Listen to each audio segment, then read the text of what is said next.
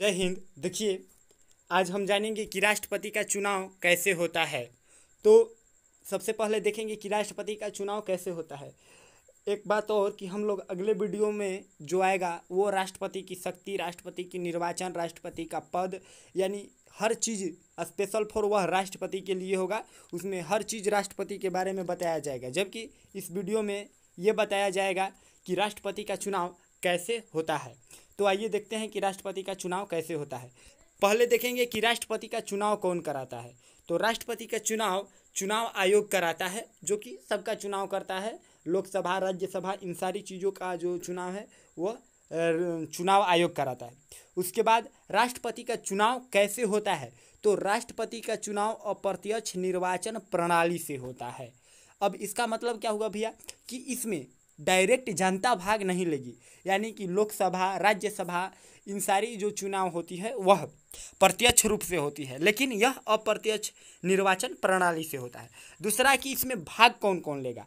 तो राष्ट्रपति के चुनाव में लोकसभा, राज्यसभा, विधानसभा के सभी निर्वाचित सदस्य, दिल्ली, पांडिचेरी के भी विधानसभा, यानी कि जिस विधानसभा में जिस केंद्र शासित प्रदेश में विधानसभा होगा, उस विधानसभा में भी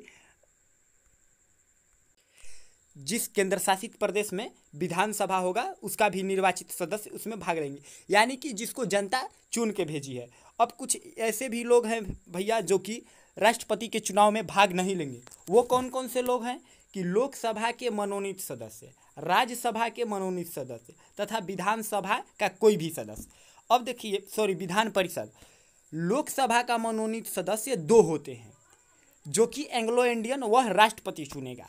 तो इसको इसलिए नहीं किया जाता है, और राज्यसभा की इसको राष्ट्रपति चुनता है, और जिसको चुनेगा वो नहीं, क्योंकि इसमें जनता जिसको चुन करके लोकसभा, राज्यसभा में भेजेगी वही वोट कर सकता है। बाकी निर्वाचित सदस्य कर सकते हैं, मनोनीत सदस्य नहीं, जिसमें राष्ट्रपति ही मनोनीत करता है राज्यसभा के 12 लोगों को और लोकसभा के 2 लोगों को। और विधान परिषद इसलिए क्योंकि कुछ ऐसे भी राज्य हैं जिसमें विधान परिषद नहीं है। तो ये समझ में आया कि राष्ट्रपति का चुनाव कौन कराता है, कैसे होता है, और कौन कौन से लोग भाग लेते हैं और कौन कौन से भाग नहीं लेते हैं। अब आगे आइए, अब आती है बात कि नए राष्ट्रपति बनने हेतु, अब नए जैसे कि हमारे रामनाथ कोविंद जी थे, तो उनका जो कार्यकाल हो रहा है 24 जुलाई 2022 को ख़त्म हो रही है। तो इसलिए नए राष्ट्रपति का नामांकन 29 जून 2022 को हुआ। मतदान 18 जुलाई को होगा, यानी कि आज के ही दिन मतदान हो रही है। तो 18 जुलाई को मतदान होगा नए राष्ट्रपति के लिए, और नतीजा 21 जुलाई को आ जाएगी कि नया राष्ट्रपति कौन जीता। अब इसके बाद देखेंगे कि हमारा जो एनडीए उम्मीदवार है, यानी कि सरकार में जो लोग हैं, उन्होंने राष्ट्रपति के नाम पर द्रौपदी मुर्मू जी को लाया है, यानी कि राष्ट्रपति का नामांकन में द्रौपदी मुर्मू जो का नाम एनडीए ने भेजा है। जबकि विपक्ष का उम्मीदवार हैं यशवंत सिंह एक लीडर है, और द्रौपदी मुर्मू जी इससे पहले झारखंड की राज्यपाल थी।